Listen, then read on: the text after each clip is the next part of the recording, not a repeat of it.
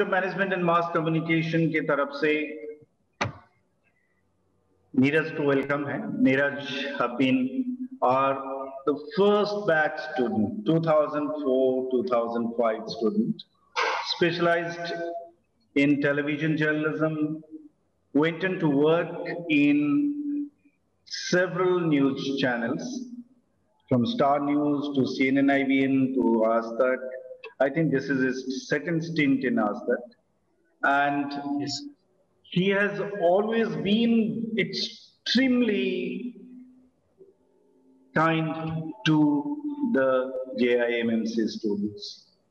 He has almost every year without fail come to the campus, spoken to the students what they need to learn, what habits they need to cultivate to become good professional television journalists. In fact, 2 years ago, he not only came to deliver a lecture, he also conducted a workshop spanning for about 3 hours, in which our students learned a lot of things, and they really wanted such workshops again and again. And he came back for a second time as well. That is very nice of him, that he has that kind of dedication for the alma mater from which he learned the basics of television journalism. And so last week when I asked Neeraj was ever willing. His Monday is his off day, and that's the reason we thought we will have this session on Monday. And I'm sure all our students would immensely benefit from a topic that he is going to discuss. How technology has changed the methods and the ways of news gathering. I think it's extremely important for this generation of students, especially those budding journalists who will take up professional assignments in a year or two. And that's why for them, it will be of huge importance. Over to Neeraj. Thank you so much, sir.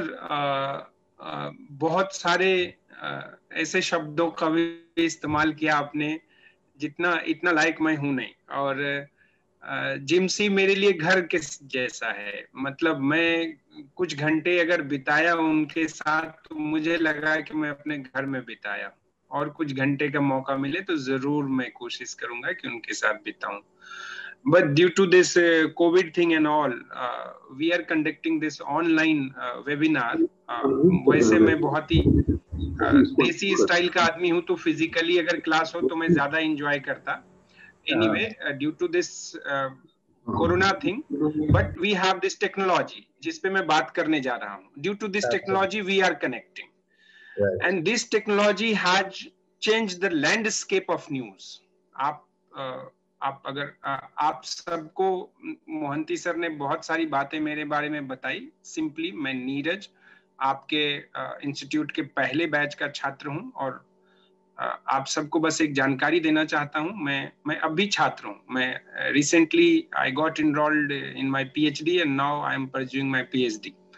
सो मैं फिर से एक बार छात्र हूं, campus में जाता हूं, आप सब की तरह क्लासेस करता हूं. पीएचडी के क्लासेस ऑनलाइन नहीं है, ऑफलाइन है. तो Motihari is the place where I got enrolled. Central university एक वहां पे एस्टैब्लिश हुआ है, वहीं पर. This all about me. Currently मैं कहाँ काम करता हूँ ये सब जानकारी है आपको. हम जो आप लोग से जुड़ रहे हैं, ये टेक्नोलॉजी ने ही इसको पॉसिबल बनाया है. Due to this technology we connected to all of you. I can see my teachers, fellow students. बहुत सारे लोग ऑडियो से जुड़े हैं, शायद उनको इंटरनेट में कनेक्टिविटी का प्रॉब्लम होगा, लेकिन अगर कनेक्टिविटी ठीक है तो वीडियो के थ्रू जुड़िए, मेरा रिक्वेस्ट है, so I can identify you all. पहली बात, आप सब अपने आप को, अगर मेरी आवाज आप तक आ रही है तो आप सब अपने आप को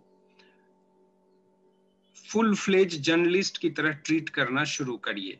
साल भर बाद, 6 महीने बाद या 2 साल बाद जब आपके कोर्सेज खत्म हो जाएं, तो आप सबको इस प्रोफेशन में तो आना ही आना है, लेकिन अपने आप को एज ए जर्नलिस्ट अभी से ग्रूम करना शुरू करिए, सो दैट आप उस जूते में अभी से अपना पांव डालना शुरू करें. वो रिस्पॉन्सिबिलिटी का एहसास, उस अकाउंटेबिलिटी का एहसास आपको अभी से होना शुरू हो। ठीक है, ये हुआ ज्ञान वाला part. Now I am coming to the technology.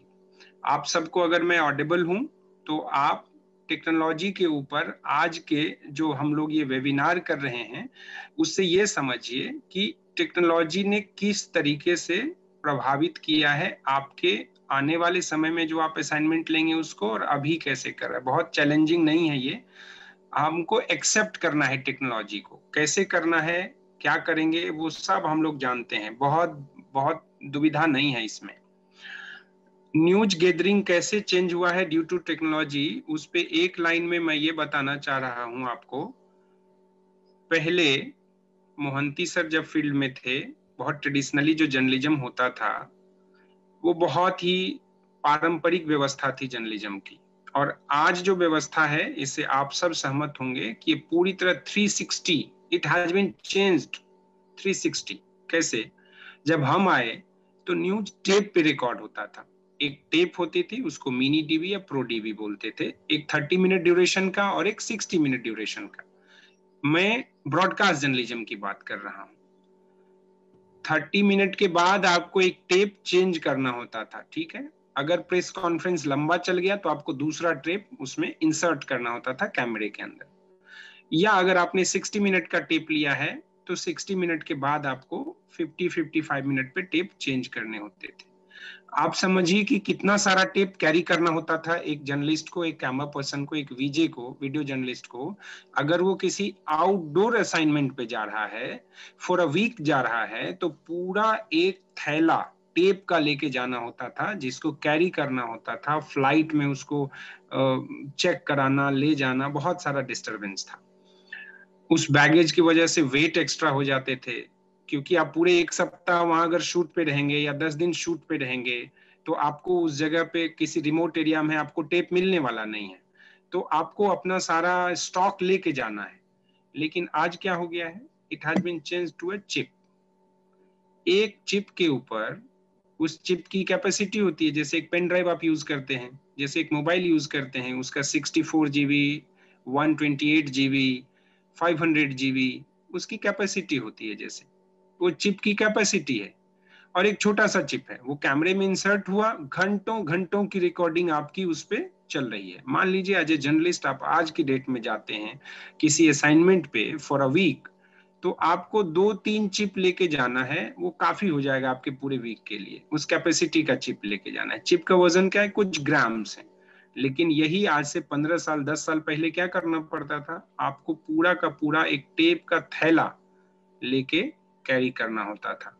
अब जर्नलिस्ट कंधे पे कैमरा लेके चल रहा है, तो वीडियो जर्नलिस्ट कैमरे पे कंधा, शोल्डर पे कैरी कर रहा है कैमरा, तो आपको पूरा टेप का थैला कैरी करना होता था।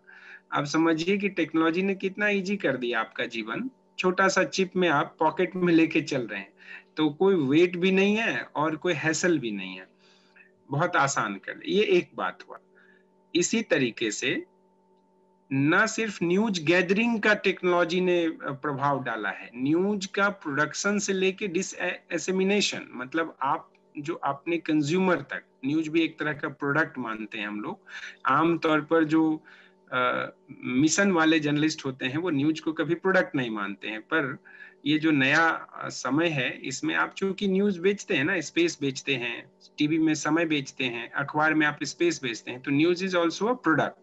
आप अपने प्रोडक्ट को कितना बढ़िया बनाते हैं उसके अनुसार कितना सेलेबल है वो चीज। और आप, हम सब एक प्रोडक्ट है, हम सब अपने आप को बेचते हैं। जॉब कर रहे हैं तो मैं बेच रहा हूँ ना, अपना स्किल बेच रहा हूँ। उसी तरीके से तो क्या हुआ, ये टेक्नोलॉजी ने न सिर्फ न्यूज की गैदरिंग जिस पे हम बात कर रहे हैं, उसके प्रोडक्शन से लेके उसके जो एंड यूजर है, कंज्यूमर कह सकते हैं, उसके तक पहुंचने का जो पूरा एक प्रोसेस है, उसको बहुत ही जबरदस्त तरीके से प्रभावित किया है। अब न्यूज गैदरिंग के टेक्नोलॉजी के प्रभाव की वजह से बदलने वाले एक एस्पेक्ट पे हमने बात की, जो कि एक बहुत बड़े थैले में टेप कैरी करना पड़ता था और आज अब बहुत छोटे छोटे चिप्स कैरी कर रहे हैं। ये हुआ एक हिस्सा। अब मैं एक दूसरे हिस्से की बात कर रहा हूँ। जैसे कि कोई ब्रेकिंग न्यूज हो जाती थी तो आप और हम सब देखते थे कि शहर में जहाँ पे जिस हिस्से में ब्रेकिंग न्यूज होती है, बहुत बड़ी बड़ी गाड़ियां जिसके ऊपर छतरी लगी होती थी, उसको हम लोग बोलते हैं ओबी वैन्स, आउटडोर ब्रॉडकास्ट वैन्स, उसको दौड़ाते थे हम उस दिशा में और फिर रिपोर्टर को दौड़ाते थे। उसका मतलब क्या था, वहां से हम कोई भी चीज लाइव अपने स्टूडियो में कनेक्ट कर सकते थे। But due to technology thing nowadays आप देखेंगे ओबी वैन का रश करना बहुत कम हो गया है। बहुत बड़ा इंसिडेंट है, बहुत बड़ी प्रोग्राम की कोई आवश्यकता है जो कई घंटे तक लास्ट करने वाली है, उस कंडीशन में ही हम सिर्फ ओबी वैन को मूव करते हैं। अदर देन ये सारी चीजें एक कॉम्पैक्ट बैग के अंदर छोटे से थैले में आ जाती है। वही सेम चीज सेम काम करने के लिए उसको हम लोग बोलते हैं बैग पैक। जैसे हम कंधे पे एक बैग लेके चलते हैं, आजकल आप देखते होंगे वीडियो जर्नलिस्ट जो है, कैमरा पर्सन जो है, कंधे के ऊपर एक थैला लेके चलते हैं, उसके अंदर एक मशीन है, उसको बोलते हैं लाइव व्यू।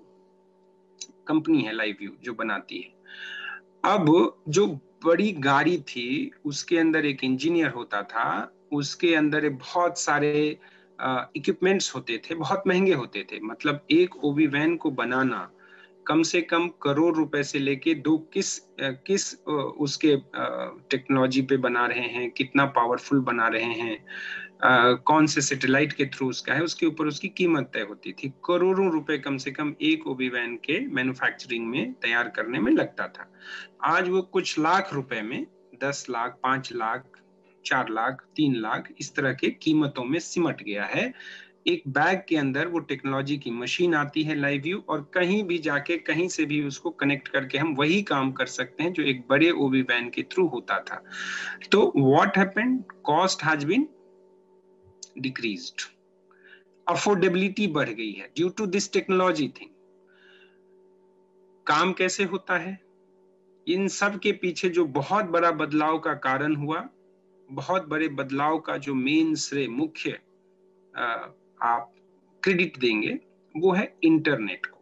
जो जो इंटरनेट आपका मजबूत होता जा रहा है, जैसे 2G से 3G, 3G से 4G, और अब हम बात कर रहे हैं 5G की। तो जैसे जैसे 5G टेक्नोलॉजी की तरफ हम शिफ्ट हो जाएंगे, तो ये 5G टेक्नोलॉजी ब्रॉडकास्ट जर्नलिज्म के लिए ओवरऑल बहुत बड़ा बून होने वाला है। कैसे, अभी जो टेक्नोलॉजी काम कर रही है वो 4G पे है, और बहुत बेहतरीन कनेक्टिविटी नहीं मिलने पे हम ओबी वैन का ऑप्शन, वो लाइव व्यू बैग में जो हम बोल रहे हैं आपको, bag pack kind of thing, वो उसका अल्टरनेट नहीं होता है। अगर कनेक्टिविटी नहीं मिली तो बहुत मुश्किल होता है उसको कनेक्ट करना। इसलिए रिमोट एरियाज में ड्यूरिंग इलेक्शन, जैसे आपको पता अभी कई राज्यों में चुनाव है, जिसमें बंगाल हमारे लिए टीवी के हिसाब से थोड़ा क्रूशियल है, या न्यूज पर्सन के हिसाब से थोड़ा क्रूशियल है बंगाल। तो बंगाल के अंदर अगर रिमोट एरिया में हमने वो बैकपैक लेके किसी रिपोर्टर को भेज दिया और वहां कनेक्टिविटी पुअर है, अच्छी नहीं है, तो हम कनेक्ट नहीं कर पाएंगे। फिर मुझे वहां क्या चाहिए, ओबी वैन। ओबी वैन से क्या होता है, वो टेक्नोलॉजी क्या है, वो सैटेलाइट के थ्रू काम करता है, उसको कनेक्टिविटी से कोई लेना देना नहीं।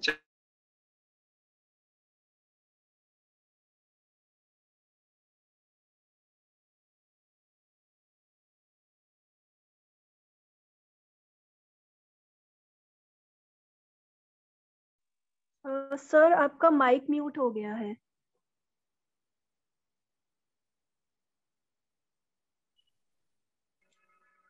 क्या ये पहले से म्यूट हो गया था? मैं बोला जा रहा था, शायद आप तक आवाज ही नहीं जा रही थी।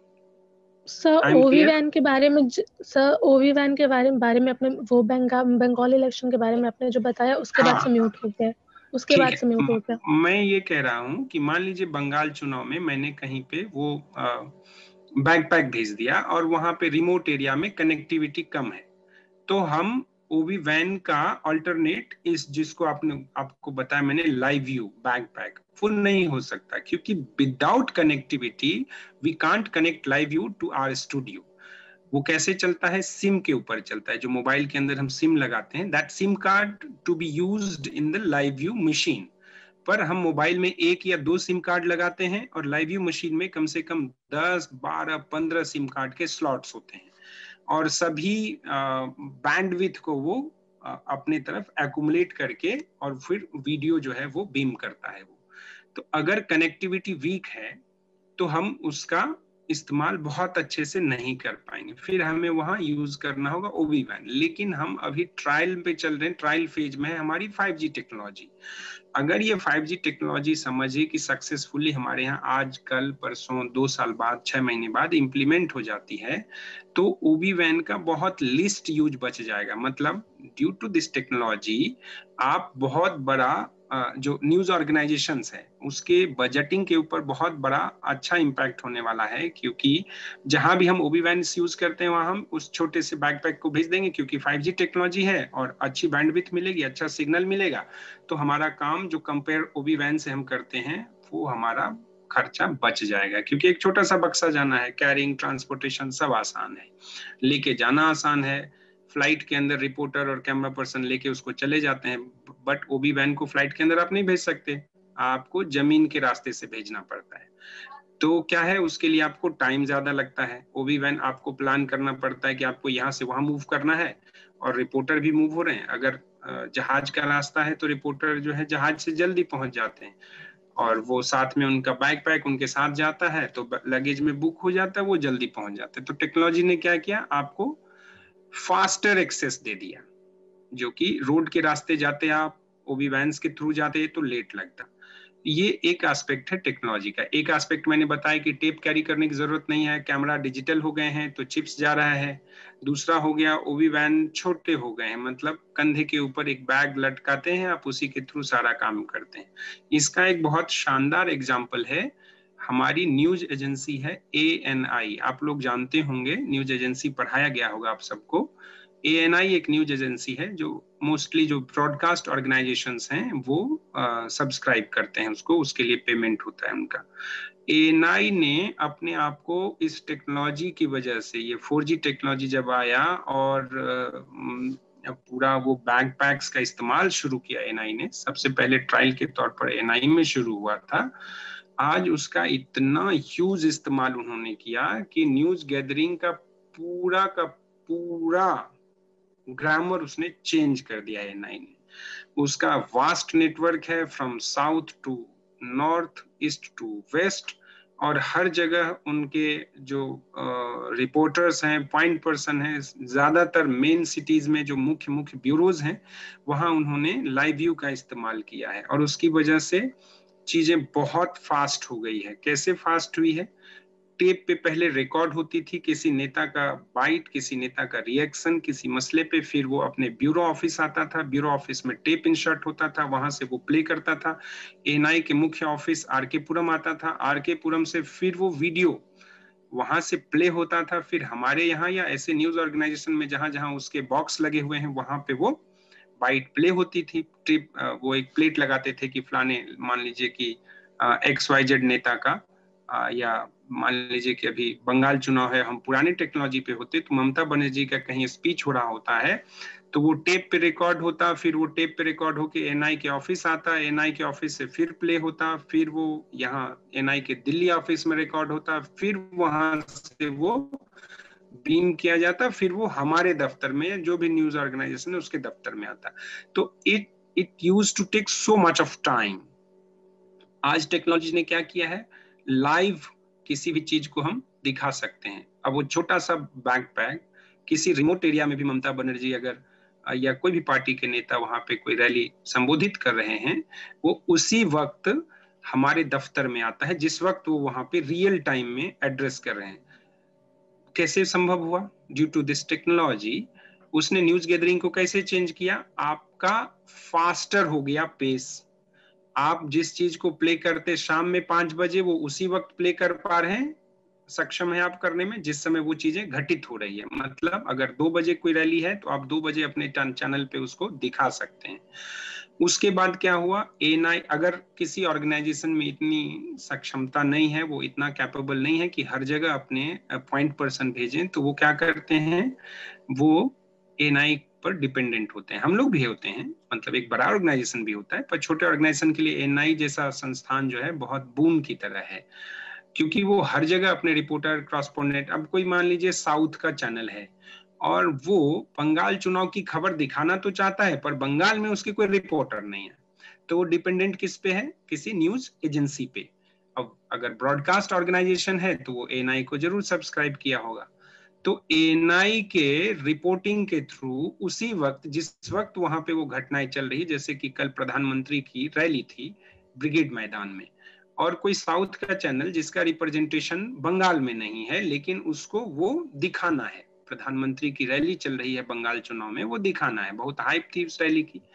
तो वो चूंकि वो एएनआई को सब्सक्राइब किया होता है, तो वो एएनआई रियल टाइम में जिस समय वहां पे प्रधानमंत्री जी की रैली चल रही है उसी समय वो उसको ब्रॉडकास्ट कर रहा होता है अपने चैनल पे। एएनआई कोई न्यूज चैनल नहीं है, आप सब जानते होंगे एएनआई के बारे में। तो वो उसको कट करके अपने चैनल स्क्रीन के ऊपर लाइव कर सकता है रियल टाइम। किसकी वजह से हुआ ये? टेक्नोलॉजी की वजह से। अगर टेक्नोलॉजी नहीं होता ये जो आज की डेट में हमारे आपके पास है, तो फिर वो प्रधानमंत्री की रैली 2 बजे समय में अगर कोलकाता में हुई है तो फिर वो रिकॉर्ड होके एएनआई के ऑफिस में आती, एएनआई के ऑफिस में उसे रिकॉर्ड किया जाता, फिर उसको बीम किया जाता। वो लगभग 4-5 बजे के आसपास। ये 2 से 3 घंटे की सेविंग किसकी वजह से हुई है? ये टेक्नोलॉजी ने ये ऐसा संभव किया है। ये सब बहुत बेसिक बातों के बाद मैं आपको 2-3 और बात बताना चाहता हूं। How news gathering has been changed. अभी कोई आप शब्द का इस्तेमाल होता है, बहुत वायरल है, आप सुने होंगे, ये वीडियो बहुत वायरल है, ये फोटो बहुत वायरल है। ये कैसे हो रहा है? यानी कि बहुत बार अगर कोई सोशल मीडिया प्लेटफॉर्म पे शेयर हो रहे, जैसे कि व्हाट्सएप, फेसबुक, ट्विटर या ऐसे ही और दूसरे किसी प्लेटफॉर्म पे बहुत ज्यादा अगर उसे बार बार लोग शेयर कर रहे हैं तो हम लोग उसके लिए यूज करते हैं एक शब्द, ये बहुत वायरल है। अब अगर पुराने कन्वेंशनल तरीका जो था, कन्वेंशनल तरीके में कोई रिपोर्टर को, हमारा डिपार्टमेंट जो जिसमें मैं कार्य करता हूँ, एक रिपोर्टर को असाइन करता है कि भाई ये वीडियो बहुत वायरल है, क्या है इसकी न्यूज बताओ, कब का है, नहीं है, क्या है, डेट बताओ, कहाँ से इसका ओरिजिन हुआ है। तो एक कन्वेंशनल रिपोर्टर के लिए बहुत टफ है आज के न्यूज के हिसाब से जो वायरल है उसका पता लगाना है कि इसकी ओरिजिन कब है, क्या है, नहीं है। लेकिन आपके पास बहुत आसान तरीके हैं जिससे आप उसके ओरिजिन के बारे में पता कर सकें। गूगल फैक्ट चेक है। गूगल फैक्ट चेक के थ्रू आप फोटो या किसी वीडियो को आप उसमें डालें और उसका क्या ये फोटो पहले भी कभी इस्तेमाल हुआ है, कोई मॉर्फ फोटो तो नहीं है, किसी के चेहरे को, किसी के डेट को कुछ बदल बदल के व्हाट्सएप पे बहुत ऐसे खेल किए जाते हैं, एडिटिंग किया जाता है, बहुत सारे ऐसे एडिटिंग टूल्स हैं आपके पास। तो आप ये जानकारी हासिल कर सकते हैं कि नहीं, ये फोटो ओरिजिनली अभी वायरल नहीं हो रहा, अभी हो रहा है वायरल, लेकिन ये अभी का नहीं है, ये पुराने फोटो हैं, 2 साल पहले इस वेबसाइट पे यूज हुए थे, सब आपको वो पता चल जाएगा। ओपन सोर्स टेक्नोलॉजी अवेलेबल है। तो इस टेक्नोलॉजी की वजह से उस रिपोर्टर के भरोसे अगर बैठे रहेंगे कि वो खबर कंफर्म करेगा, जो कन्वेंशनल मेथड है, ट्रेडिशनल मेथड है, उसमें क्या होता है कि एक न्यूज को एक रिपोर्टर कंफर्म करता है, तब जाके वो न्यूज आपके स्क्रीन के ऊपर फ्लैश होता है। मैं टीवी की बात कर रहा हूँ, अगर अखबार में भी कोई रिपोर्टर को पता होगा तो ही वो खबर अखबार में छपेगी, है ना, अदरवाइज नहीं। लेकिन आज सोशल मीडिया का जमाना है, बहुत सारी खबरें सोशल मीडिया से ली जाती है, उसको रिपोर्टर कंफर्म नहीं करता है। सोशल मीडिया पे वायरल है तो उसके बारे में आप छापते हो, तो रिपोर्टर कंफर्म नहीं करता है, आप बताते हो उसके बारे में कि ऐसी तस्वीर थी, ऐसा वीडियो था, ये वायरल हुआ है, ये कंटेंट है उसका, है ना, यहाँ से ओरिजिनेट हुआ है। और हम उसमें जब तक इस बात की ताकीद नहीं हो जाती कि कहाँ से क्या, तो हम ये कह के एक डिस्क्लेमर के साथ चला देते हैं, ये ग्रामर है हर ऑर्गेनाइजेशन का, कि we can't verify the veracity of this video और फोटो, है ना, हमें ये मिला है, वायरल है, पर हम इसे नहीं, वो अलग बात है, वो एक अलग चीज है, वो आप ग्रामर में पढ़ेंगे कि हर न्यूज ऑर्गेनाइजेशन का अपना एक ग्रामर होता है। खैर, अब हम आते हैं टेक्नोलॉजी के एक दूसरे एस्पेक्ट पे। जैसे भारत ने पाकिस्तान के ऊपर सर्जिकल स्ट्राइक किया, हम सब जानते हैं कि सर्जिकल स्ट्राइक हुआ और पाकिस्तान ने उसका डिनायल दिया कि हमारे ऊपर कोई सर्जिकल स्ट्राइक नहीं हुआ है। अब भारत का कोई न्यूज ऑर्गेनाइजेशन पाकिस्तान जाके रिपोर्टिंग तो कर नहीं सकता है, प्रूफ तो वहां से ला नहीं सकता है कि भाई इस जगह पे सर्जिकल स्ट्राइक हुआ है, किसी को परमिशन मिलेगा नहीं वहां जाके चेक करने का। एक सेकंड, एक कॉल है, मैं उस कॉल के बाद तुरंत आपको ज्वाइन करता हूँ। हाँ गुड्डू जी, मैं एक मीटिंग में हूँ, मैं आपको कॉल करूँ? थोड़ी देर, अच्छा ठीक है, थैंक यू, सॉरी। तो आपको पाकिस्तान, मैं बता रहा था सर्जिकल स्ट्राइक के बारे में, आपको पाकिस्तान जाके वहां रिपोर्टिंग करने की इजाजत तो मिलेगी नहीं, तो आप कैसे इस बात को बता पाएंगे अपने व्यूअर को, चाहे आप किसी वेबसाइट में कार्य कर रहे हो, किसी अखबार में कार्य कर रहे हो, किसी मैगजीन के लिए कार्य कर रहे हो, या किसी न्यूज ऑर्गेनाइजेशन यानी कि ब्रॉडकास्ट ऑर्गेनाइजेशन के लिए, टीवी के लिए काम कर रहे हो, आप अपने व्यूअर को ये खबर कैसे बता पाएंगे कि पाकिस्तान पे सर्जिकल स्ट्राइक भारत के द्वारा हुआ है? एक सोर्स है आपके पास जिसमें भारत की सरकार ने इस बात की जानकारी दी हो, भारत की सेना ने इस बात की जानकारी दी हो, भारत के विदेश मंत्रालय ने इस बात की जानकारी दी हो कि पाकिस्तान के ऊपर सर्जिकल स्ट्राइक हमने किया, ये तो एक सोर्स है। लेकिन मौके पे सर्जिकल स्ट्राइक से क्या बदलाव हुए, कौन से टेररिस्ट कैंप पे हमला हुआ था, कौन सा टेररिस्ट कैंप तबाह हुआ, ये आप यहाँ बैठे बैठे कैसे बता पाएंगे? क्योंकि आपको वहां जाने की इजाजत नहीं है। तो आपके पास आज की डेट में ओपन सोर्स टेक्नोलॉजी अवेलेबल है, from which you can confirm, yes, there is a surgical strike on Pakistan, on this establishment, on this particular place. कैसे करेंगे? सैटेलाइट इमेजरी होता है, सैटेलाइट हर समय दुनिया के अलग अलग हिस्से में अलग अलग जगह की तस्वीर लेता रहता है। तो मान लीजिए कि मैंने सो एंड सो प्लेस पे दावा किया है कि यहाँ पे हमने, भारत ने सर्जिकल स्ट्राइक किया है। अब हमने तो एक सरकार के पक्ष में जो भी बातें आई वो हमने चला दी, लेकिन हमें एक न्यूज ऑर्गेनाइजेशन के तौर पर, खास तौर पे जब आप ब्रॉडकास्ट जर्नलिज्म जर्नलिस्ट हैं और आप ब्रॉडकास्ट सिस्टम में काम करते हैं टीवी में, तो न्यूज को सस्टेन करने के लिए, क्योंकि ये बहुत बड़ी खबर है, तो न्यूज को सस्टेन करने के लिए आपको नए नए एलिमेंट्स उसमें ऐड ऑन करने होते हैं। अगर आप नए एलिमेंट्स ऐड ऑन नहीं करेंगे तो सिर्फ एक लाइन की जानकारी है कि भारत ने सर्जिकल स्ट्राइक किया है पाकिस्तान के ऊपर, और ब्रॉडकास्ट मीडियम में आपको विजुअल चाहिए होते हैं। भारत सरकार ने कोई विजुअल तो अभी तक मुहैया कराए नहीं है, वीडियो मुहैया कराए नहीं है, सिर्फ एक लाइन की जानकारी है कि भारत ने पाकिस्तान के ऊपर सर्जिकल स्ट्राइक किया है।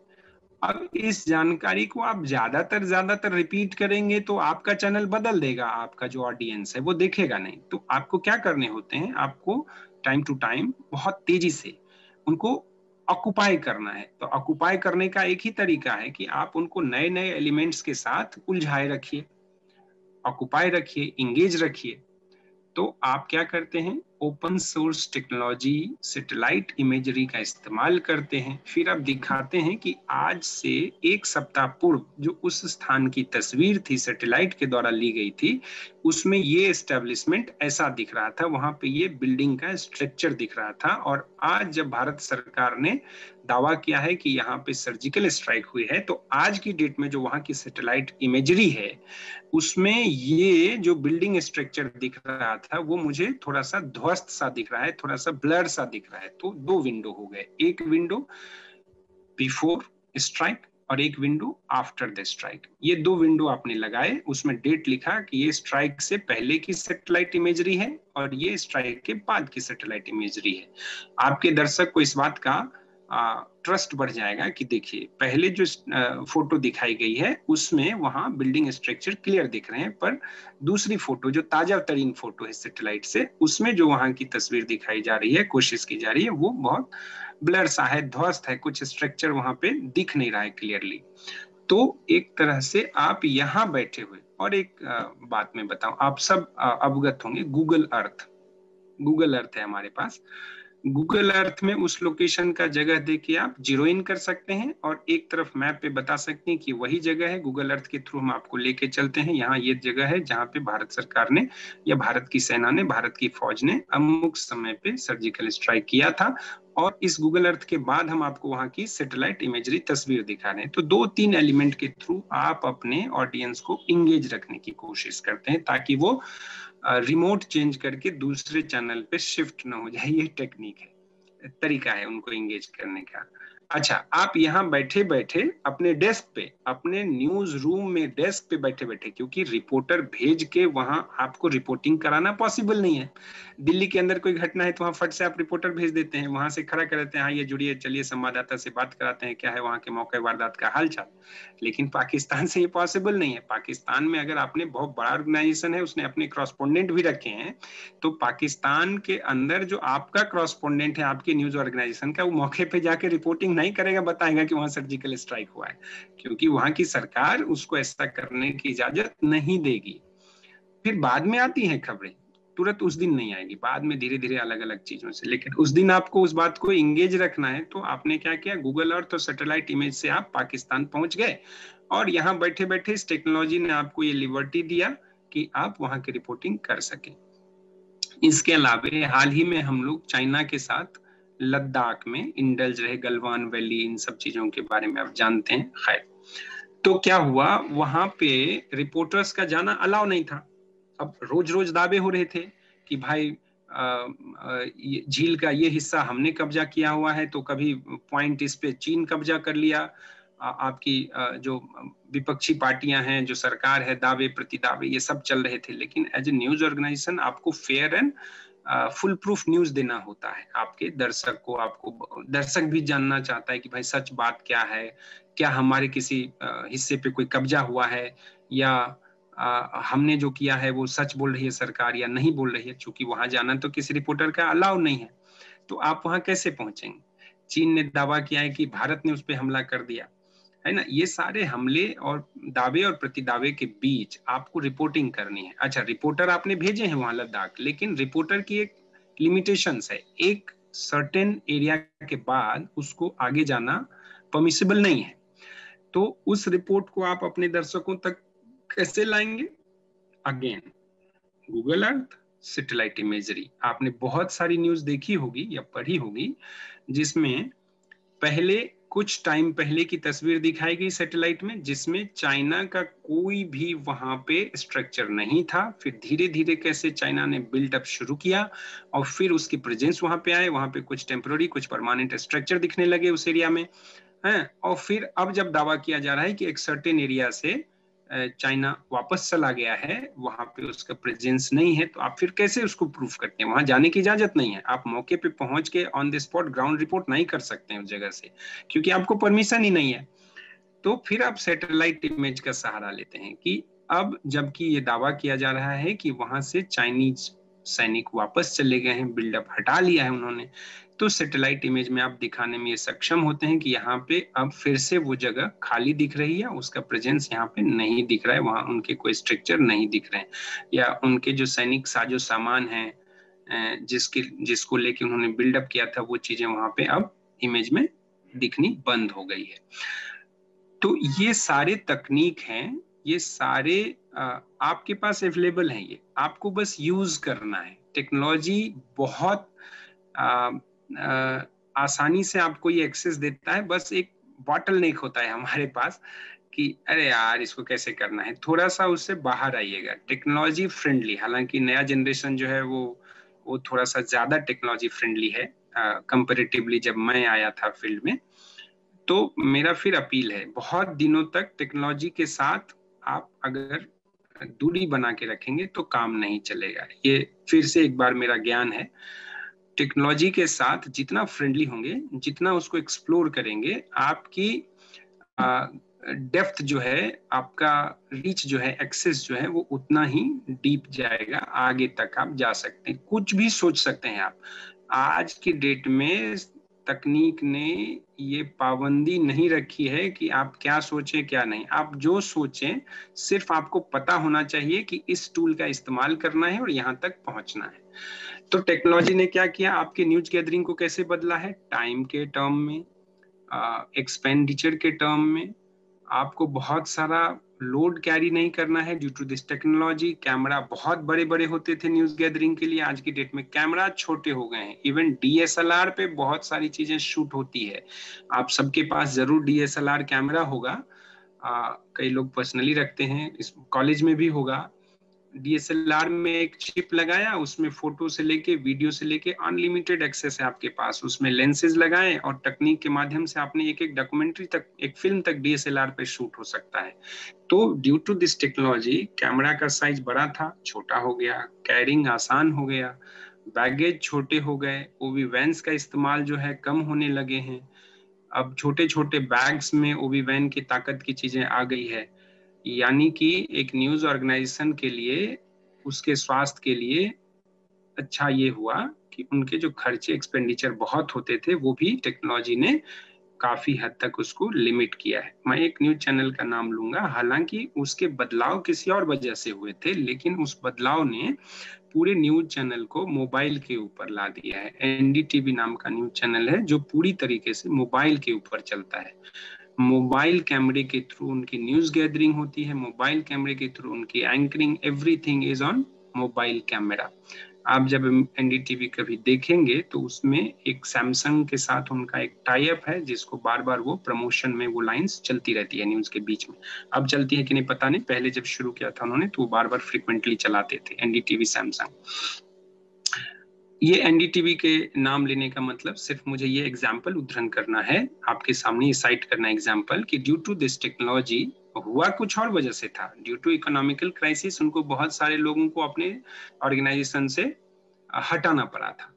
तो एक रिपोर्टर ही अपना कैमरा भी संभालेंगे, ये कैमरे छोटे हो जाएं, मोबाइल पे आ जाएं, तो मोबाइल पे आ गया। NDTV के हर रिपोर्टर अपना कैमरा खुद हैंडल करते हैं, स्टिक में लगा के मोबाइल के थ्रू रिपोर्टिंग करते हैं। बहुत रेयर सूट में उनके कैमरे जाते हैं, पर इस टेक्नोलॉजी ने ये पॉसिबल किया कि बहुत कम खर्चे में एक पूरा का पूरा न्यूज चैनल जो राष्ट्रीय स्तर का है वो चल रहा है। इसके अलावे टेक्नोलॉजी ने न सिर्फ न्यूज गैदरिंग को जो न्यूज आप जमा करते हैं उसको प्रभावित किया है, न्यूज का प्रोडक्शन से लेके और आप तक पहुंचना, ये सब को एक स्ट्रीमलाइन चेन में, टाइमलाइन में बहुत सकारात्मक तरीके से उसको प्रभावित किया है। अब टेक्नोलॉजी ने कैसे पॉसिबल किया कि आप जहां भी हों वहां आप अपने न्यूज ऑर्गेनाइजेशन के साथ कनेक्ट हो जाएं। एक ट्विटर जो है उसी का एक प्लेटफॉर्म है पेरिस्कोप, आप सब यूज करते होंगे शायद। तो लाइव के लिए पेरिस्कोप का यूज करते हैं, रिपोर्टर्स स्काइप का यूज करते हैं। हम जिस टेक्नोलॉजी से जुड़े हैं जूम, इसके थ्रू हम रिपोर्टर्स को कहीं भी खड़े हैं, उनके पास कोई कैमरा वैमरा नहीं है पर उनके पास एक ब्रेकिंग न्यूज आई है जिसको मुझे अभी स्क्रीन के ऊपर डालना जरूरी है, तो उस रिपोर्टर को हम कैसे कनेक्ट करते हैं अपने न्यूज एंकर के साथ, स्टूडियो के साथ? पेरिस्कोप के थ्रू, व्हाट्सएप कॉल के थ्रू, जूम टेक्नोलॉजी के थ्रू, जो भी हम अभी यूज ही कर रहे हैं, जिसपे हम लोग आपसे बात कर रहे हैं। तो इन सब वजहों से आप तक, यानी कि आपका जो कंज्यूमर है उस तक न्यूज का जाना बहुत एक स्ट्रीमलाइन में बहुत आसान हो गया है। सिंपल तरीके से हम उसको पहुंचा देते हैं और बहुत कम लागत में, बहुत बड़ी लागत नहीं होती है। अब हम इस बात पे सहमत हैं, मान लीजिए सब मिलके, कि टेक्नोलॉजी ने इन सबको सकारात्मक तरीके से प्रभावित किया है, लेकिन टेक्नोलॉजी का अपना एक लिमिटेशंस भी होता है।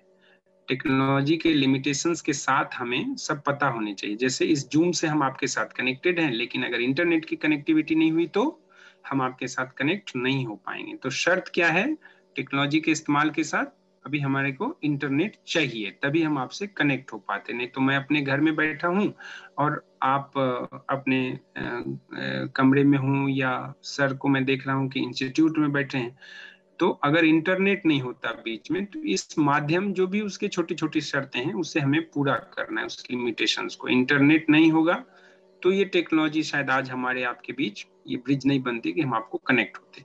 So internet is very much required. Internet पूरा एक बहुत बड़ा गेम प्लेयर है इस पूरे सीन में टेक्नोलॉजी के, क्योंकि everything is based on internet. हम आपको कनेक्ट हैं, आप हमसे कनेक्टेड हैं, मेरा रिपोर्टर मेरे न्यूज ऑर्गेनाइजेशन से कनेक्टेड है। सो क्या हुआ, ऑफलाइन लाइफ, आपको शायद नहीं पता होगा पर एक टाइम था जब लाइफ ऑफलाइन होती थी। अभी लाइफ पूरी तरह से ऑनलाइन है। कभी भी कोई ये नहीं कह सकता कि मैं ऑफलाइन हूँ। हम ये लिबर्टी लेते थे 2004-5-6 में। कोई फोन करता था कि मुझे मैंने एक मेल भेजा है, क्या उसको चेक करके रिप्लाई करोगे? तो मैं बोलता था जब शाम में ऑनलाइन होऊंगा, मतलब साइबर कैफे जाऊंगा, तो हम तुम्हारा वो जो भी मेल भेजे हो उसका मैं रिप्लाई करूंगा। लेकिन आज की डेट में आपके मोबाइल है, आपके हाथ में एक छोटा सा यंत्र है मोबाइल, उसके अंदर इंटरनेट है, आप कभी भी ऑफलाइन है ये कंसेप्ट ही नहीं है, खत्म हो गया। Due to this technology simplification होता गया और आप हमेशा ऑफलाइन है। उसके अपने तकलीफें हैं हमेशा ऑनलाइन जीवन के, लेकिन ठीक है खैर। उसके अलावे टेक्नोलॉजी ने कैसे आसान किया, आप कहीं भी गए और आपने देखा कि कुछ घटनाएं हो रही है, आपके पास आपका न्यूज ऑर्गेनाइजेशन का कैमरा भी नहीं है, आप अवकाश पे हैं, लेकिन एज ए रिपोर्टर आपको ये क्लिक कर गया कि ये न्यूज आइटम हो सकता है जहां पे आप हैं, तो आपके हाथ में मोबाइल है, एक बेसिक चीज तो है ही आपके पास, तो आपने उसका वीडियो बनाया और जो भी उसको उसमें जो भी एलिमेंट्स थे आपने उसमें शामिल किए और उसको फट से आप अपने न्यूज ऑर्गेनाइजेशन को व्हाट्सएप में भेज दिया। व्हाट्सएप के थ्रू आपने वो चीज भेज दी जिसके लिए एक कैमरा पर्सन जाता है, एक तैयारी होती, फिर पता नहीं मौके पे मिलता या नहीं मिलता वो इंसिडेंट, लेकिन उसी समय जब आप वहां थे वो घटना हो रही थी और आपने मोबाइल पे शूट किया और अपने न्यूज ऑर्गेनाइजेशन को भेज दिया। और आपका न्यूज ऑर्गेनाइजेशन उस वीडियो फुटेज को, क्योंकि दूसरे चैनल के रिपोर्टर्स वहां नहीं थे, कोइंसिडेंटली आप वहां थे, तो एक्सक्लूसिव बैंड के साथ उसको खूब चलाएंगे, क्योंकि वो उन्हीं के पास है, किसी के पास था ही नहीं, आप ही वहां पे थे। तो टेक्नोलॉजी ने क्या किया, पूरा न्यूज गैदरिंग का लैंडस्केप चेंज कर दिया। एक रिपोर्टर जाता, जब तक वो इंसिडेंट, मान लीजिए कि कोई बड़ी आग थी या मान लीजिए कोई ऐसा एक्सीडेंट था जिसने बहुत जबरदस्त, एक टीवी के लाइक, टीवी में एक ही लिमिटेशन है, हम लोग उसको जबरदस्त फुटेज बोलते हैं, जबकि उसमें बहुत सारे कई बार जान की क्षति होती है, पर न्यूज रूम का ये शब्द है, ऐसा मजबूरी है, बड़ा जबरदस्त फुटेज है चला लो, जबकि उसमें कई बार जान की क्षति होती है, जान का इन्वॉल्वमेंट होता है, ट्रेन का एक्सीडेंट है, ऐसे बहुत हृदय विदारक होता है ये सब चीज, लेकिन आप काम करते हुए थोड़े से ये सब मर जाती हैं चीजें, संवेदनाएं, उसको हम जबरदस्त बोलते हैं। मतलब टीवी पे जो फुटेज बहुत जबरदस्त पावरफुल होगा उसको जबरदस्त बोल देते हैं। खैर वो वहां की मजबूरियां हैं, आप अभी ये सब चीजों में ना जाइए। तो आपके पास वो फुटेज हो गया जिसके लिए कैमरा दौड़ाते लगाते लोगों को तब मिलता कि नहीं, क्योंकि उस वक्त वो घटना वहां पहुंचते पहुंचते हो रही होती कि नहीं इसकी जानकारी नहीं है, लेकिन कोइंसिडेंटली आप वहां थे, आपने एक मोबाइल शूट किया और भेज दिया। अब मुझे लगा कि आपको मुझे तुरंत इस खबर के साथ स्क्रीन के ऊपर कनेक्ट कर देना चाहिए, रिपोर्टर के साथ कनेक्ट कर देना चाहिए। तो हमने ये निर्णय लिया कि भाई आप तुरंत स्काइप के थ्रू, जूम के थ्रू, व्हाट्सएप कॉल के थ्रू जल्दी से जुड़ जाइए। तो क्या किया टेक्नोलॉजी ने, बिना कोई खर्चे के, रिपोर्टर वहां जस्ट एक कोइंसिडेंस था कि वहां पे था, आपको वीडियो मिल गया, टेलीविजन में 40-30 सेकंड का भी वीडियो मिल जाए तो आप उसको लेके बवाल काट देते हैं और आपका रिपोर्टर आपसे कनेक्ट हो गया। तो ड्यू टू दिस टेक्नोलॉजी, नहीं तो क्या होता, आपको रिपोर्टर के लिए एक ओबी वैन भेजना होता, एक लाइव व्यू भेजना होता, या जो नजदीकी आपका कोई ब्यूरो सेंटर है वहां भेजना होता। मान लीजिए आप ट्रेन में सफर कर रहे हैं और कोई ऐसी जानकारी, आप रिपोर्टर हैं तो रिपोर्टर, आप ट्रेन में भी सफर कर रहे हैं, छुट्टी में भी हैं, तो आप एक रिपोर्टर ही होते हैं, आपके माइंड में रिपोर्टिंग चलती रहती है। मान लीजिए आपकी ट्रेन में आपके को पैसेंजर को ऐसे बड़े नेता मिल गए, कुछ मिल गया, कोई बड़ी बात चल रही थी, आपने उनसे बात की, कुछ बड़ी जानकारी निकल के आ गई, अब आप क्या करेंगे, नजदीकी आपका ब्यूरो बहुत दूर होता है, ट्रेन में आप, लेकिन इंटरनेट की कनेक्टिविटी आपके पास है, आप वो जानकारी अपने दफ्तर तक तुरंत भेज सकते हैं ड्यू टू दिस टेक्नोलॉजी। अगर आप कैमरा लेके होते, शूट करते, तो नेता बोलता ही नहीं, या कोई ऐसी बात आपको जानकारी लग गई जो अपने ऑफिस को आप तुरंत बता सकते हैं, मान लीजिए, या कोई इंटरव्यू, आपको जहाज में जा रहे थे, आपको कोई ऐसा मिल गया, बाय डिफॉल्ट मिल गया, कोइंसिडेंटली मिल गया, तो आप तुरंत क्या करते हैं। हालांकि ये सब पार्ट एक सिटीजन जर्नलिज्म का एक हिस्सा है, अगर किसी दिन मौका लगेगा तो मैं बताऊंगा कैसे सिटीजन जर्नलिज्म ने चीजों को बदला है। हालांकि एक ट्रस्ट वाला फैक्टर उसमें अभी भी आना बाकी है, ट्रस्ट का फैक्टर थोड़ा सा लैक है, लेकिन सिटीजन जर्नलिज्म ने चीजों को 360 चेंज किया है, जर्नलिज्म को 360 चेंज किया है। फिर सोशल मीडिया ने जर्नलिज्म को 360 चेंज किया है। ट्रस्ट का फैक्टर आना बाकी है सोशल मीडिया वाले पार्ट में, खैर वो एक अलग विषय है। तो मैं ये कुल मिला के कहना चाह रहा था कि टेक्नोलॉजी ने आज की डेट में आपको अनलिमिटेड एक्सेस दिया है, अनलिमिटेड। आप अपने न्यूज ऑर्गेनाइजेशन के दफ्तर में बैठे हुए सिर्फ टेक्नोलॉजी का इस्तेमाल करके कहां से कहां पहुंच सकते हैं, पूरी दुनिया की रिपोर्टिंग। आज जरूरत नहीं है कि पूरी दुनिया में रिपोर्टर भेजे जाए फिजिकली और फिर वहां से रिपोर्टिंग कराई जाए। आप न्यूज रूम में अपने कंप्यूटर डेस्क पे बैठे हुए अपने लैपटॉप के सामने से पूरी दुनिया की रिपोर्टिंग सिर्फ टेक्नोलॉजी के थ्रू कर सकते हैं। बस जरूरत है आपको उस चीज की जानकारी, उस प्लेटफॉर्म से कनेक्ट होने की और उस इंटरफेस के बारे में जानने की। इसके लिए आपको पढ़ना होगा और लगातार पढ़ना होगा, अपनी जानकारी को लगातार इनहांस करना होगा। अब जैसे पश्चिम बंगाल चुनाव है, पश्चिम बंगाल चुनाव की रिपोर्टिंग करते हुए आप अपने न्यूज रूम के अंदर मान लीजिए कि ममता ने कितने लोगों के टिकट काटे, कितने लोगों को टिकट नहीं दिए, किस वजह से नहीं दिए, ये सब जानकारी आ गई। लेकिन आप टेक्नोलॉजी का इस्तेमाल करके कि इनका क्या परफॉर्मेंस था, क्या नहीं था, किस जगह से हैं, सारा एक किसी ओपन सोर्स गूगल ने बहुत सारे ऐसे आपको दिए हुए हैं इलेक्शन रिपोर्टिंग के लिए। पाई चार्ट ग्राफ बना देंगे फटाफट, आप सिर्फ अपनी जानकारी उसमें भरो और क्लिक करो, सारी जानकारी आ जाएगी, ग्राफिक्स बन जाएंगे, सारे डेटाज आ जाएंगे और आपकी जो जानकारी है बैकग्राउंड की उस पर पश्चिम बंगाल के बारे में, उसके ऊपर वो सारे पाई चार्ट ग्राफिक्स बना के ऑन एयर आप उसको प्रस्तुत कर सकते हैं और उस तकनीक का इस्तेमाल करके आप जबरदस्त रिपोर्टिंग अपने न्यूज रूम में बैठ के कर सकते हैं। जैसे किसी को ये मलाल हो कि मैं तो पश्चिम बंगाल जा नहीं पाया, मुझे न्यूज ऑर्गेनाइजेशन ने भेजा नहीं, तो वो जो भेजा गया उसको मात आप यहाँ बैठे बैठे दे सकते हैं। ऐसी तकनीक आपके पास है। और खास तौर पे गूगल का इस्तेमाल, गूगल सिर्फ सर्च नहीं है आज की डेट में। हम लोग बोलते हैं गूगल में सर्च कर लो, गूगल बाबा हो, नहीं। गूगल ने अपने आप को बहुत अपलिफ्ट कर दिया है, बहुत अलग अलग चीजें करती हैं। तो जर्नलिज्म के लिए भी गूगल ने, जैसे आपको फैक्ट चेक का पार्ट है वो गूगल से आप सीख सकते हैं। ये रिपोर्टिंग जो है उसको कैसे, और इलेक्शन रिपोर्टिंग खास तौर पे उन्होंने कुछ प्लेटफॉर्म्स बनाए हैं, उसमें आपके सारे पाई चार्ट, ग्राफिक्स, डाटा सब आप सिर्फ इंफॉर्मेशन डालें बन के निकलेंगे, इतनी जबरदस्त। आप अगर देखते होंगे कोई reporting, DIU data intelligence unit है, इंडिया टुडे का एक सेगमेंट बना है आजकल पिछले 1-2 सालों से, उसकी सारी रिपोर्टिंग वहीं डेस्क पे बैठ के होती है। डेटा का एनालिसिस करते हैं गूगल के थ्रू जाके, उसका चार्ट वार्ट बनाते हैं और खूब जबरदस्त चलती है उनकी खबरें।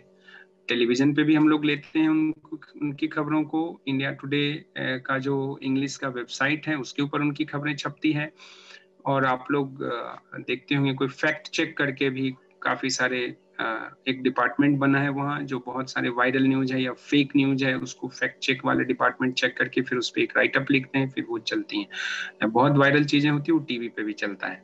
ऐसे ही कुछ और ऑर्गेनाइजेशन है जैसे ऑल्ट न्यूज, वो फैक्ट चेक करते हैं और फिर वो आपको सही फैक्ट के साथ जानकारी प्रस्तुत करते हैं। तो तकनीक ही सब कुछ है।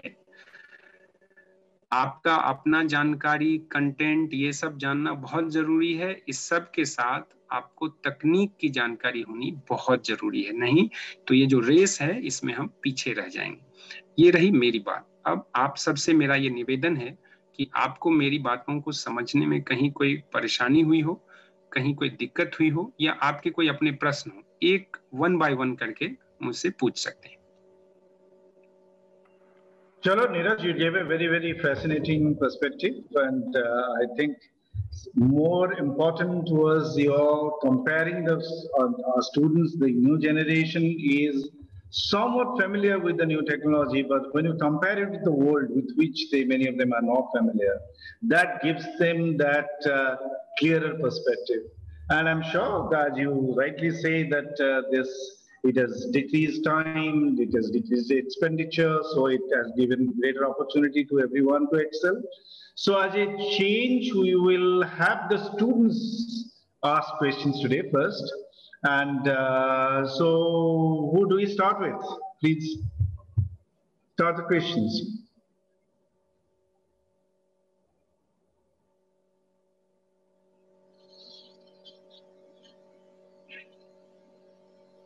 हेलो जी विमल बोलिए। सर मेरा क्वेश्चन ये है, जैसे कि हर चीज के पॉजिटिव है, जैसे टेक्नोलॉजी के बारे में आपने बताया कि ये इसके फायदे हैं, लेकिन कुछ चीज निगेटिव भी होती है। कभी कभी जो हमारा पॉजिटिव मिल रहा है या एक्स्ट्रा कह सकते हैं एक तरह से फायदा जिसका है, तो उसका कहीं ना कहीं नुकसान भी होता है, तो उसको कैसे देखते हैं सर आप?